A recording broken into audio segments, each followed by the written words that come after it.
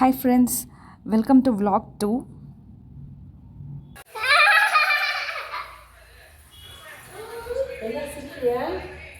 Say hi.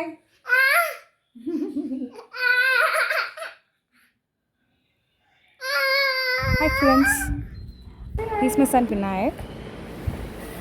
இன்னைக்கு நம்ம vlogல என்ன பார்க்க போறோம்னா இன்னைக்கு டே ஃபுல்லா நான் என்ன குக் பண்ணேன் அப்படின்றத பார்க்க போறோம். இன்னைக்கு பிரேக்ஃபாஸ்ட் இடியாப்பம். ஃபுல்லா பிரேக்ஃபாஸ்ட் என்ன நம்ம பார்க்கிறதுக்கு முன்னாடி குக்கிங் டிப் பார்த்துடலாம். நம்ம ரவையில கேசரி செய்யறப்ப ரவை நல்லா வெந்ததுக்கு அப்புறம் தான் சர்க்கரை ஆட் பண்ணணும், இல்லைன்னா ரவை வேகாது.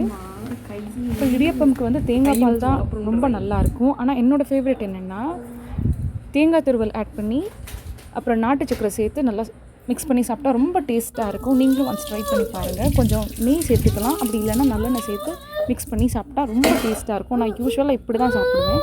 தேங்காய் பால் இருந்தாலும் நான் இப்படி தான் சாப்பிடுவேன். யாருக்கெல்லாம் பண்ணி சாப்பிட்றது இல்லை வெல்லம் ஆட் பண்ணி சாப்பிட்றதுன்னு பிடிக்கும்னு கமெண்ட்டில் சொல்லுங்கள். நான் பிரேக்ஃபாஸ்ட்லாம் ரெடி பண்ணதுக்கப்புறம் லன்ச் ரெடி பண்ண ஆரம்பிச்சிட்டேன். இன்றைக்கி நம்ம வீட்டில் என்ன லன்ச்னால் ரைஸ், அப்புறம் வெஜிடபிள்ஸ் என்னென்ன இருந்துச்சுன்னு செக் பண்ணேன். முள்ளங்கி இருந்துச்சு, முள்ளங்கி சாம்பார் செஞ்சுருந்தேன். சாம்பார் நிறைய ஊற்றி சாப்பிட்டா தான் நல்லாயிருக்கும். நான் டிஃபன் பாக்ஸ் பேக் பண்ணுறப்ப கூட ஃபுல்லாக மிக்ஸ் பண்ணதுக்கப்புறம் மேலே கொஞ்சம் சாம்பார் ஆட் பண்ணுவேன். நல்லா ஊற்றினா தான் சாப்பிட்றப்ப நல்லாயிருக்கும். அப்புறம் சோயா பட்டர் மசாலா ரொம்ப favourite, sambar with soya butter. அப்புறம் அப்பளமும் பொரிச்சு வச்சுருந்தேன், அதுவும் சேர்த்து நல்லா லன்ச் சாப்பிட்டு முடிச்சாச்சு. லன்ச் ரிலேட்டடாக ஒரு குக்கிங் டிப் பார்த்துடலாம்.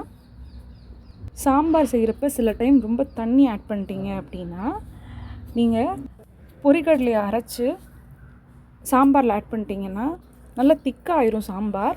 டேஸ்ட்டும் நல்லாயிருக்கும், ஸ்மெல்லும் நல்லாயிருக்கும், நல்ல வாசமாகவும் இருக்கும், அதோட டேஸ்ட்டும் ரொம்ப கூட இருக்கும், நல்லா டேஸ்ட்டாக இருக்கும். கண்டிப்பாக நீங்கள் என்னைக்காச்சும் தண்ணி அதிகமாக ஆட் பண்ண இந்த டிப் ஃபாலோ பண்ணுங்கள். அப்புறம் ஈவினிங் சாம்பார் இருந்ததுனால நான் வடை செஞ்சுருந்தேன். உளுந்த வடை, அப்புறம் பருப்பு வடை. சட்னி மட்டும் நான் அரைச்சேன் அப்போது அந்த டைமில், கோகோனட் சட்னி. உளுந்த வடை செய்கிறப்ப மட்டும் நீங்கள் ஒரு வடைக்கும் நீங்கள் தண்ணி தொட்டு எடுத்தால் தான் நீங்கள் உங்கள் கையில் ஒட்டாமல் வடை வரும்.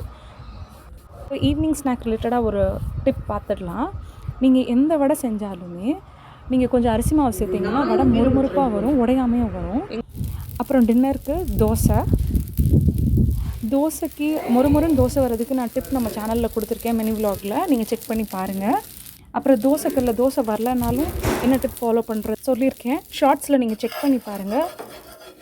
இன்றைக்கி நான் மறுபடியும் இன்னொரு டிப் சொல்கிறேன். தோசைக்கல்ல தோசை வரலன்னா நீங்கள் என்ன டிப் ஃபாலோ பண்ணணும்னு. வெள்ளை துணி எடுத்துக்கோங்க, இதில் புளி வச்சு நல்லா சுற்றிக்கோங்க, எண்ணெய் தொட்டு தோசைக்கல்ல நல்லா அப்ளை பண்ணிடுங்க. அப்புறம் தோசை ஊற்றுனீங்கன்னா ஈஸியாக தோசை எடுத்துடலாம். கண்டிப்பாக இந்த டிப் ஃபாலோ பண்ணுங்கள்.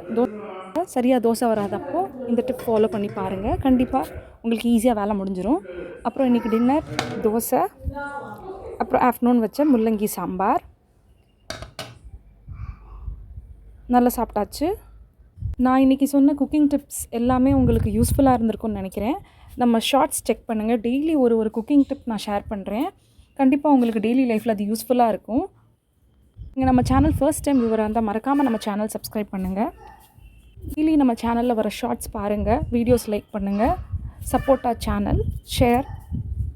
உங்களுக்கு கண்டிப்பாக இந்த vlog யூஸ்ஃபுல்லாக இருக்கும்னு நினைக்கிறேன். நாளைக்கு மினி vlogல மீட் பண்ணலாம். பாய்.